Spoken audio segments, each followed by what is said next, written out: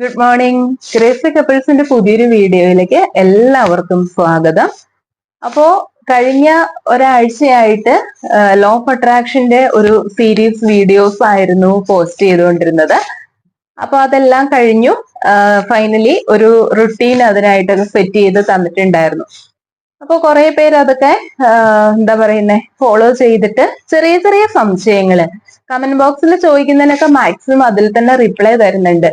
എങ്കിലും ചില സംശയങ്ങള് അതിനകത്ത് ചോദിച്ചിരിക്കണതിന് ഞാൻ വീഡിയോ ചെയ്യാമെന്ന് പറഞ്ഞിരിക്കണതിന്റെ കാരണം കുറച്ചുകൂടി നമ്മള് വീഡിയോയില് പറയുമ്പോൾ അതിനൊരു വ്യക്തത വരും, നിങ്ങളുടെ സംശയങ്ങൾ മാറി കിട്ടും എന്ന് വിചാരിച്ചാണ്. കാരണം അല്ലെങ്കിൽ നമുക്ക് അതിനകത്ത് കുറെ ടൈപ്പ് ചെയ്ത് പറയാൻ പറ്റില്ലല്ലോ. അപ്പൊ ഇങ്ങനെ പറയുമ്പോൾ കുറച്ചുകൂടി നിങ്ങൾക്കത് മനസ്സിലാക്കാൻ എളുപ്പമായിരിക്കും എന്ന് കരുതിക്കൊണ്ടാണ് കേട്ടോ. അപ്പൊ ഞാൻ ആ ഒരു കമന്റുകൾ ഏതൊക്കെയാണ് എന്നും അതിനുള്ള മറുപടിയുമാണ് ഇന്നത്തെ Q&A ഒരു വീഡിയോ ആയിട്ടാണ് ഇന്ന് ചെയ്യുന്നത് കേട്ടോ. അപ്പൊ ക്വസ്റ്റ്യൻസ് ഓരോന്നും ഞാൻ പറയുന്നതിന് മുമ്പായിട്ട് ആദ്യമായിട്ടാണ് ഈ ഒരു വീഡിയോ കാണുന്നതെങ്കിൽ ഇതിൽ എന്ത് സംഭവമാണ് എന്ന് മനസ്സിലാക്കാത്തവർക്ക് വേണ്ടിയിട്ട് ഞാൻ പറയാം. ലോ ഓഫ് അട്രാക്ഷനെ കുറിച്ചുള്ള കാര്യങ്ങളാണ് ഇപ്പോൾ ഈ വീഡിയോയിൽ പറയുന്നത്. കുക്കിംഗ്, ട്രാവലിംഗ് ഒക്കെ ആയിട്ട് എല്ലാം ക്രേസി കപ്പിൾസിലുണ്ട്. എങ്കിലും കുറച്ചായിട്ട് ലോ ഓഫ് അട്രാക്ഷന്റെ തന്നെയാണ് പറയുന്നത്. അപ്പൊ എന്താണ് ആകർഷണ നിയമം എന്ന് പോലും അറിയില്ലാത്തവർക്കായിട്ട് ഞാൻ ഒന്ന് പറഞ്ഞതിന് ശേഷം ഇതിലേക്ക് വരാം കേട്ടോ. അതായത് നമ്മള് ലോ ഓഫ് ഗ്രാവിറ്റി ഇല്ലേ, ഭൂഗുരുത്വാകർഷണ നിയമം. അതായത് എന്ത് വസ്തുവും നമ്മുടെ ഭൂമിയിലേക്ക് നമ്മൾ മുകളിലേക്ക് എറിഞ്ഞാൽ അത് താഴേക്ക് ഭൂമിയിലേക്ക് തന്നെ വന്ന് പതിക്കും. അത് നമ്മൾ വിശ്വസിക്കുന്നുണ്ട് അല്ലെ. അപ്പോ അതേപോലെ തന്നെയാണ്, അതായത് ഭൂമി ഒരു കാന്തമായിട്ട് നിന്നുകൊണ്ട് എന്ത് വസ്തുക്കളെയും തന്റെ ഉപരിതലത്തിലേക്ക് ആകർഷിക്കുന്ന പോലെ മനുഷ്യ ശരീരം എന്ന് പറയുന്നത് ഒരു കാന്തമായിട്ട് പ്രവർത്തിക്കുകയാണ് ചെയ്യുന്നത്. അപ്പൊ മനുഷ്യ ശരീരത്തിൽ നിന്ന് പുറത്തേക്ക് പോകുന്ന എന്താണോ, അതായത് എന്ത് എനർജിയാണോ മനുഷ്യ ശരീരത്തിൽ നിന്നും പുറത്തേക്ക് പോകുന്നത്, അതിന് സമാനമായ എനർജി തിരിച്ച് നമ്മളിലേക്ക് തന്നെ വരും. പോസിറ്റീവ് ആയിട്ടുള്ള എനർജിയാണോ നിങ്ങൾ പുറപ്പെടുവിക്കുന്നത്, പോസിറ്റീവ് ആയിട്ടുള്ള കാര്യങ്ങൾ നിങ്ങളിലേക്ക് വരും. നെഗറ്റീവ് ആയിട്ടുള്ള എനർജിയാണ് നിങ്ങൾ പുറത്തേക്ക് വിടുന്നതെങ്കിൽ നെഗറ്റീവ് ആയിട്ടുള്ള എനർജി ആയിരിക്കും തിരിച്ച് നിങ്ങളിലേക്കും വരിക. ഇതാണ് ആകർഷണ നിയമം. എന്ത് ചിന്തിക്കുന്നുവോ അതായിത്തീരും. What you think you become എന്ന് പറയുന്നത് അതുകൊണ്ടാണ്. അപ്പൊ ചിന്തകൾ മാത്രമാണോ അതിന് കാരണം എന്ന് ചോദിച്ചാൽ ചിന്തിച്ചത് കൊണ്ട് മാത്രം ഒന്നും നടക്കില്ല. ചിന്തകളുടെ ഒപ്പം നമ്മൾ എന്ത് ഫീലിങ്സ് ആണ് അവിടെ കൊടുക്കുന്നത്, എന്തിനെ കുറിച്ച് നിരന്തരം ചിന്തിക്കുന്നുവോ ആ ചിന്തിക്കുമ്പോൾ നിങ്ങൾ കൊടുക്കുന്ന ഫീലിങ്സിന് ഓരോ എനർജി ഉണ്ട്. ഏതൊക്കെയാണ് ഈ ഫീലിങ്സ് എന്ന് പറയുന്നത്? അതായത് സന്തോഷം, സങ്കടം, ദേഷ്യം, വെറുപ്പ്, കുശുമ്പ്, അസൂയ, അല്ലെ, ഉത്കണ്ഠ, ടെൻഷൻ, ഇങ്ങനെയുള്ള എല്ലാ വികാരങ്ങളാണ്. ഇതിൽ പോസിറ്റീവും ഉണ്ട് നെഗറ്റീവും ഉണ്ട്.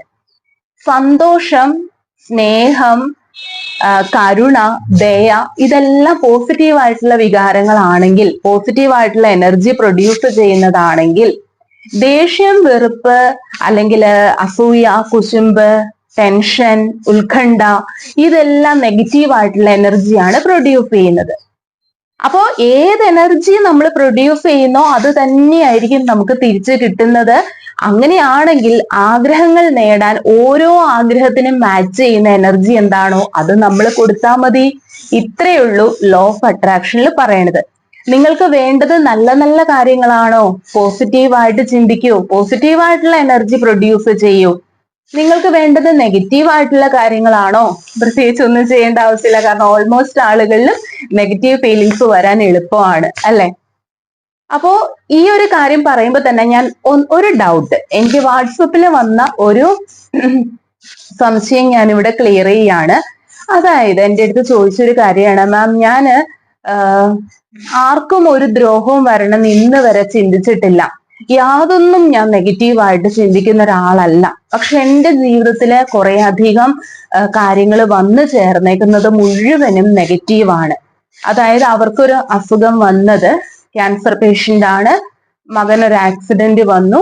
അപ്പൊ ഈ കാര്യങ്ങളൊക്കെ പറഞ്ഞു കഴിഞ്ഞപ്പോ എൻ്റെ അടുത്ത് പറഞ്ഞ ജീവിതത്തിൽ എനിക്ക് ഈ അസുഖം വരും എന്നുള്ളതിനെ കുറിച്ച് ഞാൻ ചിന്തിച്ചിട്ടേ ഇല്ല. മകനൊരു ആക്സിഡന്റ് വരുന്നുള്ളത് സ്വപ്നത്തിൽ പോലും നമ്മൾ പ്രതീക്ഷിക്കുന്നില്ല. തന്റെ കുട്ടിക്ക് എന്തെങ്കിലും വരും എന്നുള്ളത് ഒരമ്മയും ചിന്തിക്കുന്ന കാര്യമല്ല. പക്ഷെ എന്നിട്ടും ഇതെങ്ങനെ വന്നു? എന്നാൽ ഞാൻ ആഗ്രഹിക്കുന്നതായ കുറെ കാര്യങ്ങളുണ്ട്, ഇതൊന്നും എന്നിലേക്ക് എത്തുന്നുമില്ല. എനിക്കത് വളരെ എന്താ പറയണേ, ശ്രദ്ധയെ ആകർഷിക്കുന്ന നല്ലൊരു ക്വസ്റ്റ്യൻ ആയിരുന്നു, നല്ലൊരു കമന്റ് ആയിരുന്നു. അപ്പൊ അതിനാണ് ഞാൻ ആദ്യത്തെ റിപ്ലൈ കൊടുക്കുന്നത്. എന്തുകൊണ്ടാണ് നമ്മൾ ആഗ്രഹിക്കുന്ന പലതും നമ്മളിലേക്ക് എത്താത്തതും, നമ്മൾ ചിന്തിക്കുന്നത് പോലും ഇല്ലാത്ത കാര്യങ്ങൾ നമ്മുടെ ലൈഫിലേക്ക് വരുന്നതും? അപ്പൊ ഇതും ആകർഷണവും നിയമവും തമ്മിൽ ഒരു കോൺട്രഡിക്ടറി ഇല്ലേ അവിടെ എന്ന് ചോദിക്കുമ്പോ തീർച്ചയായിട്ടും അതിനുള്ള മറുപടി ഇതാണ്. ചിന്തിക്കുന്നത് മാത്രമല്ല, നമ്മൾ അവിടെ കൊടുക്കുന്ന ഒരു ഫീൽ എന്ന് പറയുന്നത് തീർച്ചയായും നമ്മളിലേക്ക് വരും. പണ്ട് എപ്പോഴോ നമ്മളുടെ മനസ്സിൽ കയറി കൂടിയിട്ടുള്ള ഒരു ഫീൽ, ആ ടൈം നമ്മൾ കാണുമ്പോഴോ കേൾക്കുമ്പോഴോ നമ്മൾ കൊടുത്തിട്ടുള്ള ഒരു വികാരം എന്താണോ, അത് എന്നെങ്കിലും ഒരു കാലത്ത് നമ്മളിലേക്ക് തിരിച്ചെത്തിയിരിക്കും. അതായത് ഞാൻ അവരുടെ അടുത്ത് ചോദിച്ചു ഇത്രയേ ഉള്ളൂ, നിങ്ങളുടെ ഫാമിലിയിൽ ആർക്കെങ്കിലുമോ അല്ലെങ്കിൽ സുഹൃത്തുക്കളിൽ ആർക്കെങ്കിലുമോ നിങ്ങൾ അറിയുന്ന ആർക്കെങ്കിലും ഇതുപോലുള്ള ഒരു അസുഖം വന്നിട്ട് നിങ്ങൾ കാണുകയോ അല്ലെങ്കിൽ അതേക്കുറിച്ച് നിങ്ങൾ സങ്കടപ്പെടുകയോ അവരെ നിങ്ങളുടെ പ്രാർത്ഥനയിൽ വളരെ ഫീലോട് കൂടി ഉൾപ്പെടുത്തുകയോ ചെയ്തിട്ടുണ്ടോ? അപ്പൊ അവർ ആലോചിച്ച് നോക്കിയിട്ട് പറഞ്ഞത് ഉണ്ട്. അവരുടെ ഒരു സുഹൃത്താണ് ഇതേ അസുഖം വന്ന് മരണപ്പെട്ടു. 2 ചെറിയ മക്കളായിരുന്നു. അന്ന് പോയി കണ്ടതാണ്, ഹോസ്പിറ്റലിലൊക്കെ പോയി കണ്ടതാണ്. ഒരുപാട് എനിക്ക് വിഷമം ഉണ്ടായിട്ടുണ്ട്. ആ ചെറിയ മക്കളെയൊക്കെ ഓർത്ത് ഞാൻ ഒരുപാട് വിഷമിച്ചിട്ടുണ്ട്. മതി. ഇതാണ് നമ്മൾ എന്തെങ്കിലും ഒരു കാര്യം എന്ന് വെച്ച് നമ്മളൊരു മരിച്ച വീട്ടിൽ പോയി എന്ന് കരുതിക്കൊണ്ട് അതേ അസുഖം നമുക്ക് വരും എന്നല്ലാട്ടോ ഞാൻ ഈ പറയുന്നതിന്റെ അർത്ഥം. അങ്ങനത്തെ തെറ്റിദ്ധാരണയല്ല.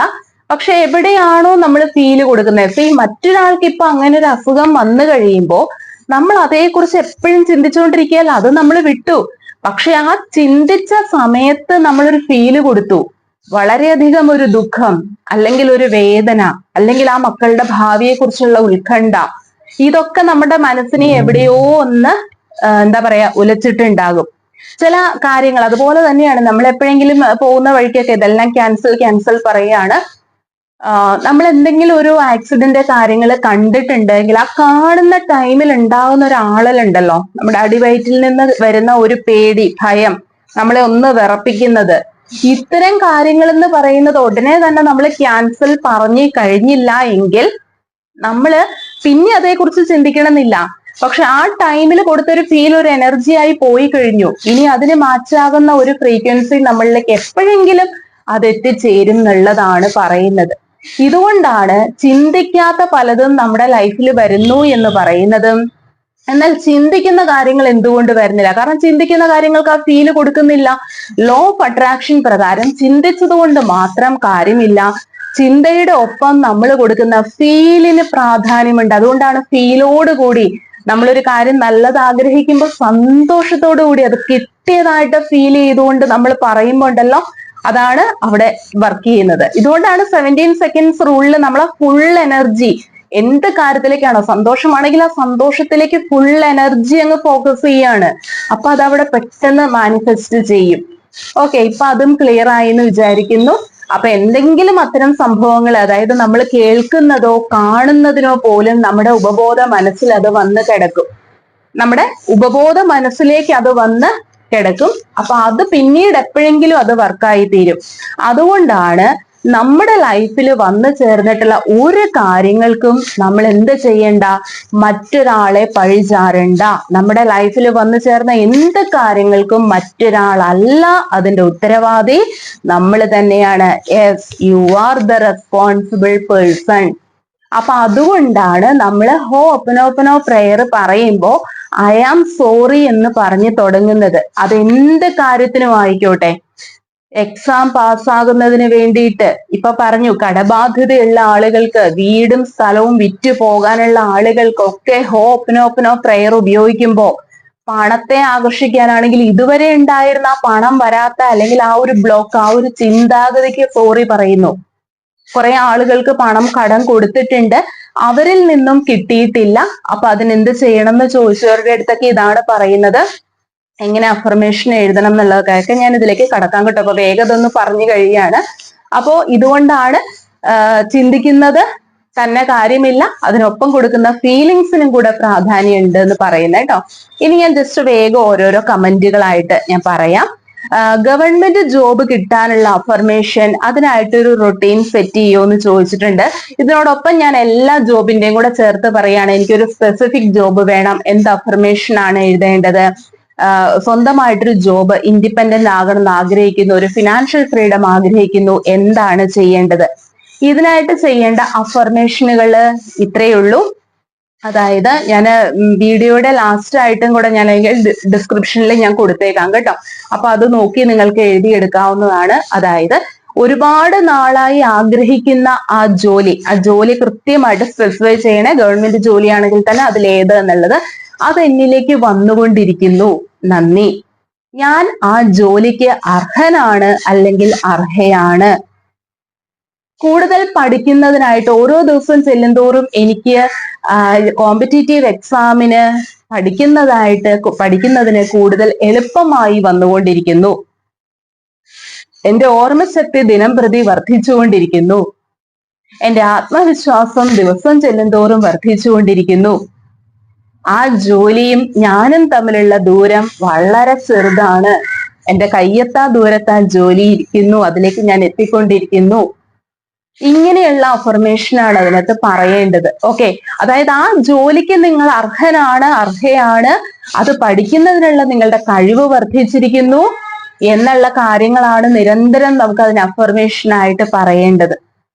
ഓക്കെ, ഇനി എന്താണ് അഫർമേഷനായിട്ട്? അതുപോലെ തന്നെ നിങ്ങൾക്ക് ഹോപ്പനോപ്പനോ പ്രയർ 108 തവണ. ഇവിടെ ഞാൻ ഈ 108 എന്ന് പറയുമ്പം എത്ര തവണ എന്നുള്ളതിനേക്കാൾ ഉപരി ഞാൻ നേരത്തെ പറഞ്ഞ ഫീൽ ഇല്ലേ, ഐ ആം സോറി പറയുമ്പോൾ എന്തിനു വേണ്ടി സോറി പറഞ്ഞു, പ്ലീസ് ഫോർഗീവ് മീ, എന്തിനു വേണ്ടിയാണ് ഞാൻ ക്ഷമ ചോദിക്കുന്നത്, താങ്ക് യു, എന്തിനാ ഞാൻ താങ്ക് യു പറയേണ്ടത്, അതെനിക്ക് കിട്ടി, ആ കിട്ടിയ സന്തോഷത്തിന് ഗ്രാറ്റിറ്റ്യൂഡ് പറയുന്നു. ഐ ലവ് യു, ഞാൻ അതിനെ സ്നേഹിക്കുന്നു.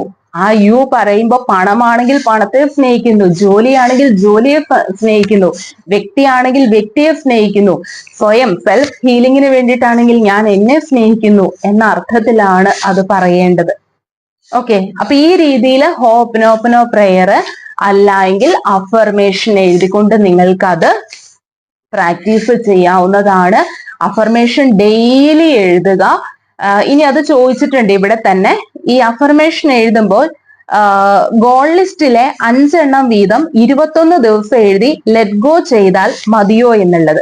നമ്മൾ ഗോൾ ലിസ്റ്റിൽ എഴുതുമ്പോൾ ഞാൻ അതിനകത്ത് പറഞ്ഞിരുന്നു, ഒരു ടൈം ബോണ്ടും കൂടെ സെറ്റ് ചെയ്തിട്ടുണ്ടാവും, ഇത്ര മാസങ്ങൾക്കകം നേടേണ്ടത്. ഫോർ എക്സാമ്പിൾ, അത്രയും മാസത്തിനകം നേടേണ്ടതാണെങ്കിൽ അത് കിട്ടുന്ന വരെ നിങ്ങൾക്ക് ഒന്നുകിൽ അഫർമേഷൻ എഴുതാം. അതിൽ നിന്ന് സെലക്ട് ചെയ്ത്, ഇപ്പൊ ഒരു 10 ആഗ്രഹമാണ് നിങ്ങൾക്ക് വരുന്ന മെയ് മാസത്തിനകം നടക്കേണ്ടതെങ്കിൽ ആ 10 ആഗ്രഹം മെയ് മാസം വരെ നിങ്ങൾക്ക് എഴുതാം, അല്ലെങ്കിൽ അത് കിട്ടുന്നിടം വരെ എഴുതാം. ഇനി ചിലപ്പോൾ ഒരാഴ്ചക്കകമാണ് കിട്ടിയതെങ്കിലും മിനിമം 21 ഡേയ്സ് എഴുതി അത് ലെറ്റ് ഗോ ചെയ്യാവുന്നതാണ്. ക്ലിയർ ആയോ? കുറഞ്ഞത് 21 ദിവസം. ഇപ്പൊ ഞാൻ ഗോൾ ലിസ്റ്റിൽ എഴുതി അഫർമേഷൻ എഴുതി തുടങ്ങി, 12ാമത്തെ ദിവസം എന്റെ ആഗ്രഹം നടന്നു എന്നിരിക്കട്ടെ, 12ാമത്തെ ദിവസം നടന്നാലും കണ്ടിന്യൂസ് ആയിട്ട് 21 ഡേയ്സ് തന്നെ അത് എഴുതുക എന്നുള്ളതാണ്.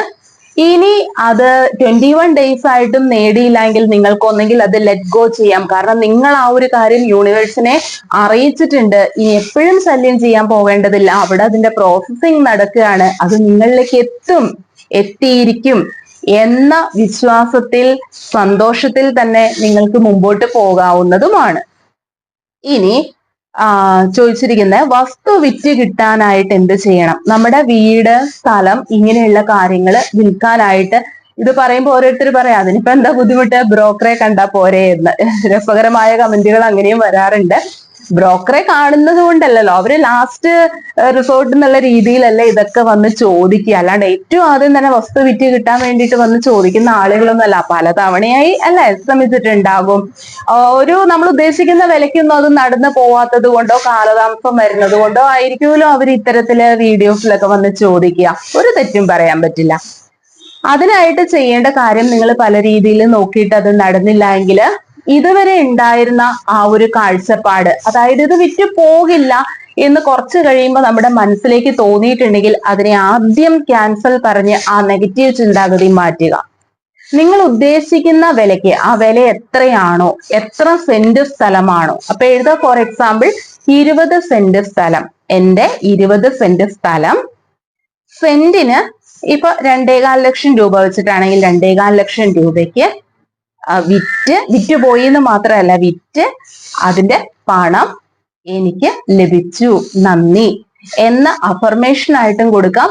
ഇത് 369 അപ്ലൈ ചെയ്യാം, 555 അപ്ലൈ ചെയ്യാം. അഫർമേഷൻ ആ രീതിയിലാണ് പറയേണ്ടത്. പറയുമ്പോൾ ഒരു കാര്യം പ്രത്യേകം ശ്രദ്ധിക്കുക, ആ വിലയ്ക്ക് തന്നെ ആ സ്ഥലം വിറ്റുപോയി അതിന്റെ പണം വരുന്നത്, ആ നോട്ട് കെട്ടുകള് അത് നിങ്ങൾ പല ബാങ്കുകളിലായിട്ട് കൊണ്ടുവന്ന് ഇടുന്നത്, അതിന്റെ ടാക്സ് കാര്യങ്ങളൊക്കെ കൊടുക്കുന്നത്, അത് ഉപയോഗിച്ച് നിങ്ങൾ ചെയ്യാൻ പോകുന്നത് എന്തിനു വേണ്ടിയിട്ട്, ഇത് ഒന്നുകിൽ പുതിയ വീട് വെക്കാനായിരിക്കും, അല്ലെങ്കിൽ മറ്റെന്തെങ്കിലും കാര്യത്തിനായിരിക്കും.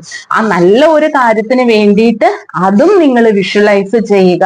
അപ്പൊ അതിന്റെയൊക്കെ സ്ക്രിപ്റ്റിങ്ങും തയ്യാറാക്കാം. വിഷ്വലൈസ് ചെയ്യുമ്പോൾ ആ രീതിയിലാണ് വിഷ്വലൈസ് ചെയ്യേണ്ടത്. പിന്നെ ഇത് തന്നെയാണ് എനിക്ക് പറയാനുള്ളത്. സാമ്പത്തിക ഉയർച്ചയ്ക്കൊക്കെ hope no for money, dear money I am sorry, please forgive me, thank you, I love U.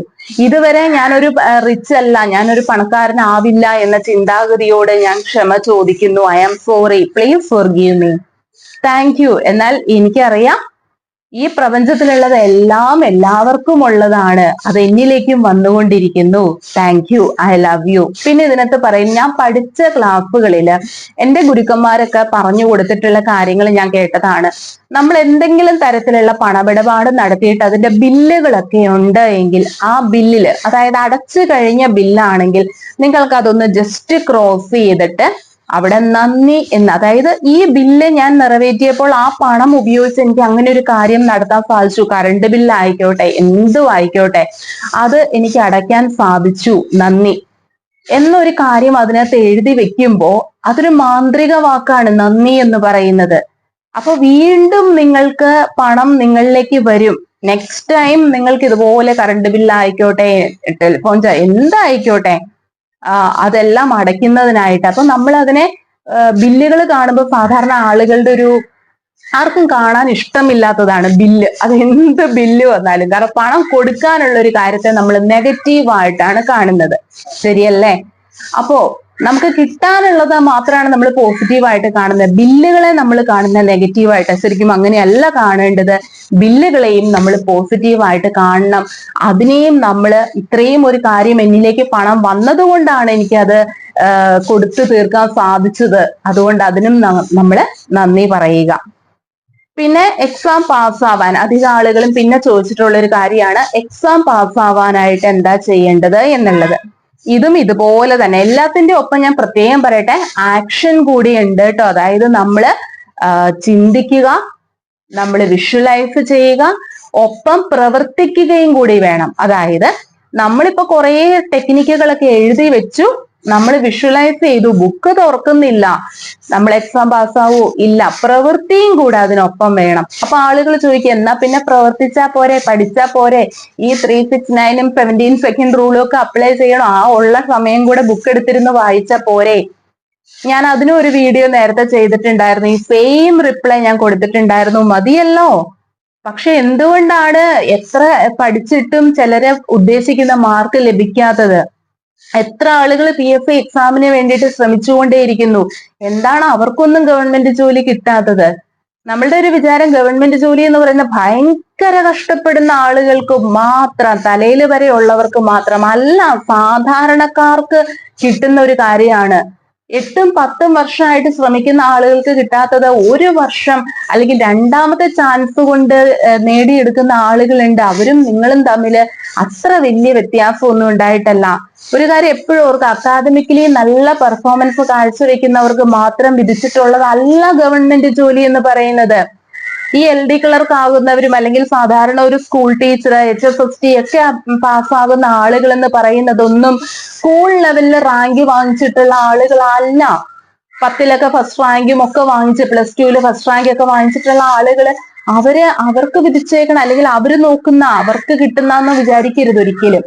സാധാരണക്കാർക്ക് ഒരു സെക്കൻഡ് ക്ലാസ് മാർക്ക് വാങ്ങിച്ചിട്ടുള്ള ആളുകൾ പോലും, അല്ലെങ്കിൽ ജസ്റ്റ് പാസ്സായിട്ടുള്ള ആളുകൾ പോലും കാക്കകളുടെ ഒരു ബഹളം ഉണ്ട് കേട്ടോ, ഒന്ന് ക്ഷമിക്കണേ.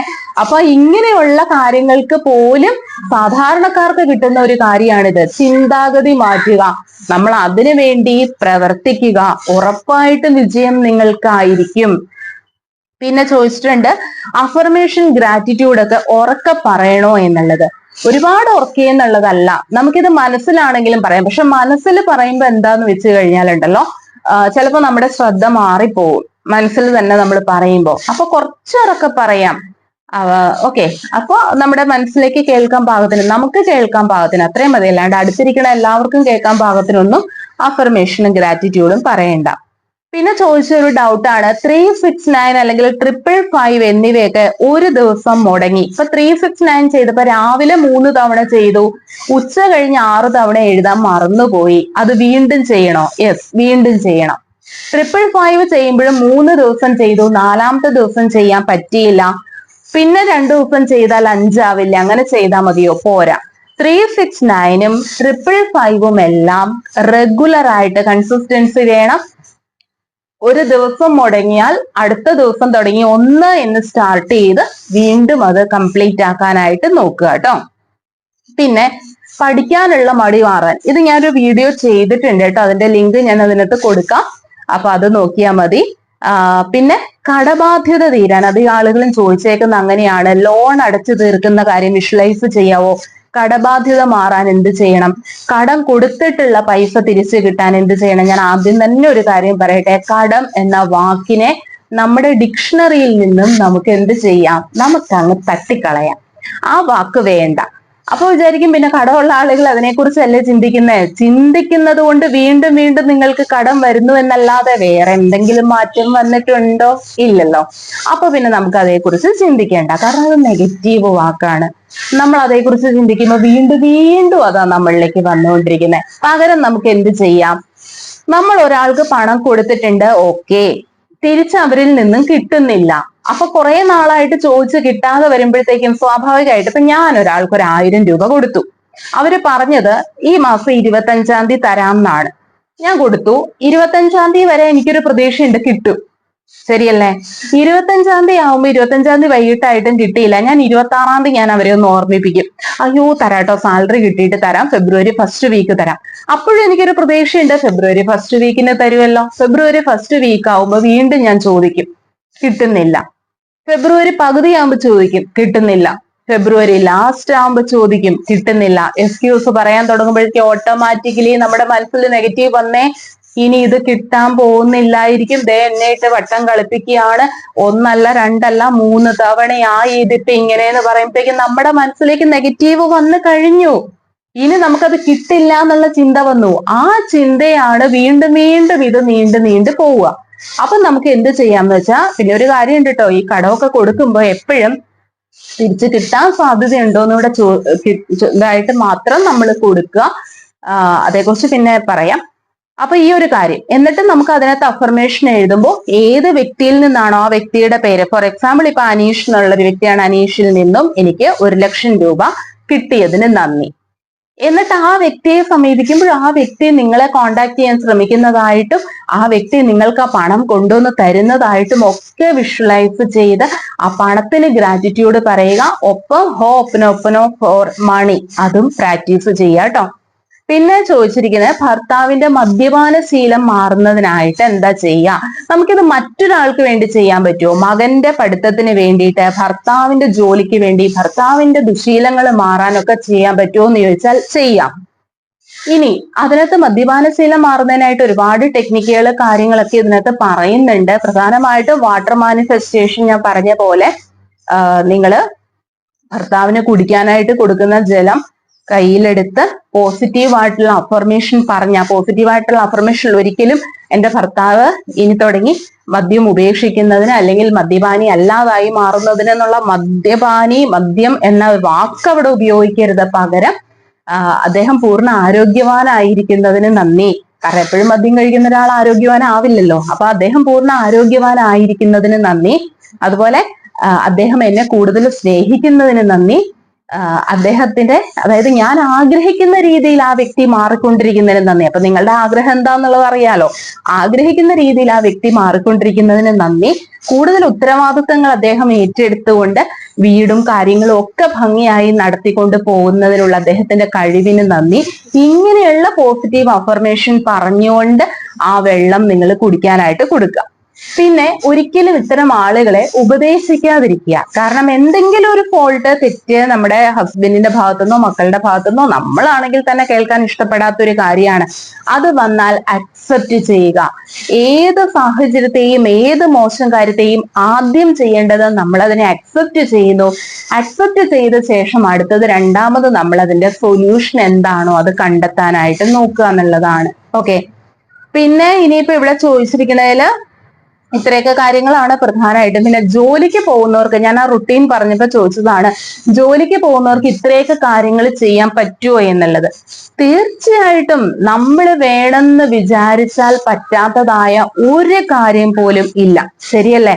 വേണമെന്നുള്ള ചിന്ത അത് എത്രത്തോളം സ്ട്രോങ് ആകുന്നോ, നിങ്ങൾക്ക് ആഗ്രഹം നേടിയെടുക്കേണ്ടത് എത്രത്തോളം നിങ്ങളുടെ ആവശ്യമായി മാറുന്നോ, അതിനനുസരിച്ച് നമ്മൾ അതിനുവേണ്ടി പ്രവർത്തിച്ചിരിക്കും, നമ്മൾ അതിനുവേണ്ടി സ്വയം നേരത്തെ എഴുന്നേറ്റിരിക്കും. അപ്പൊ ആ ഒരു കാര്യം എനിക്ക് അത്രേ പറയാനുള്ളൂ. കാരണം ഞാനും ജോലിക്ക് പോകുന്ന ഒരാളാണ്. രാവിലെ 8 മണിക്ക് പോയി വൈകിട്ട് 5 മണി 5:15 ആവുമ്പോഴാണ് തിരിച്ചെത്തുന്നത്. ടീച്ചറാണ്, കോളേജ് ലെക്ചറാണ്. അപ്പോ ഈ ഒരു കാര്യങ്ങളൊക്കെ എനിക്ക് എല്ലാത്തിലും നടത്താൻ പറ്റും എന്നാണെങ്കിൽ എനിക്കത് ആഗ്രഹം കൊണ്ട് മാത്രം ഞാൻ ചെയ്യുന്നതാണ്. അപ്പോ നമ്മുടെ വീട്ടിലെ കാര്യങ്ങളും നടക്കണം. പിന്നെ തീർച്ചയായിട്ടും കേട്ടോ, പറയാണ്ടിരിക്കാൻ പറ്റില്ല, എനിക്ക് ഹസ്ബൻഡിന്റെ സപ്പോർട്ട് അതുപോലെ ഉണ്ട്. അതുകൊണ്ടാണ് എനിക്ക് കറക്റ്റ് സമയത്ത് ജോലിക്ക് പോകാനായിട്ട് സാധിക്കുന്നത്. കാരണം മക്കളുടെ കാര്യങ്ങളും എല്ലാം കൂടി നോക്കുമ്പോൾ ആളും കൂടി കിച്ചണിൽ വരികയും സഹായിക്കുകയും, അല്ലെങ്കിൽ ടിഫിൻ ബോക്സിൽ ലഞ്ച് ബോക്സിലൊക്കെ എല്ലാം ആക്കി വെക്കാനൊക്കെ ആയിട്ട് സഹായിക്കുകയും, കുട്ടികളുടെ യൂണിഫോം തേച്ച് കൊടുക്കുക, ഇതൊക്കെ ചെയ്യുമ്പോൾ ആ ഒരു സപ്പോർട്ടും കൂടി ഉള്ളത് കൊണ്ട് എനിക്ക് എന്റെ കാര്യങ്ങളും കൂടി ചെയ്യാൻ പറ്റും. അങ്ങനെ ഒരു സപ്പോർട്ട് ഇല്ലാത്തവരാണെങ്കിൽ, ഇപ്പൊ എന്റെ അടുത്ത് തന്നെ ചോദിക്കുകയാണ്, ശരി നിങ്ങൾക്ക് അങ്ങനെ സപ്പോർട്ട് ഉള്ളത് കൊണ്ട്, ഇല്ലെങ്കിലോ? ഇപ്പൊ എന്റെ ഹസ്ബൻഡ് ഇതൊന്നും എനിക്ക് ചെയ്തു തരില്ല എങ്കിൽ ഞാൻ അതിനനുസരിച്ചുകൂടെ 1 hour നേരത്തെ എഴുന്നേക്കുക എന്നുള്ളൊരു ഓപ്ഷനേ ഉള്ളൂ. എന്നാലും ഒന്നും അതിനകത്ത് ഞാൻ സാക്രിഫൈസ് ചെയ്യില്ല. അത്രേ എനിക്ക് അതിനകത്ത് പറയാനുള്ളൂ. പിന്നെ പ്രഗ്നന്റ്, ഡെലിവറി കഴിഞ്ഞവർക്കുള്ള റുട്ടീൻ അത് തന്നെ ഞാനൊരു വീഡിയോ ആയിട്ട് ഉടനെ തന്നെ ചെയ്യും. എന്താന്ന് വെച്ച് കഴിഞ്ഞാല്, പ്രഗ്നന്റ് ആയവർക്കും ഡെലിവറി കഴിഞ്ഞവർക്കും ഈ സമയം ഒന്നും നടക്കണ കാര്യമല്ല. എനിക്ക് നന്നായിട്ട് അറിയാം.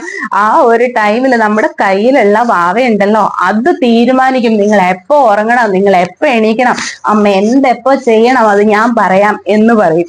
അപ്പൊ അതുകൊണ്ട് അവർക്ക് വേണ്ടിയിട്ട് എന്തൊക്കെ കാര്യങ്ങൾ ചെയ്യണം എന്നുള്ളത്, പ്രഗ്നന്റ് ആയവർക്ക് ഈ ഒരു ടൈമിലൊക്കെ ലോ ഓഫ് അട്രാക്ഷൻ കാര്യങ്ങൾ ഏറ്റവും ഭംഗിയായിട്ട് പ്രാക്ടീസ് ചെയ്താലുണ്ടല്ലോ, ഇനി വരാൻ പോകുന്ന ഒരു തലമുറ മിടുക്കന്മാരായിരിക്കും.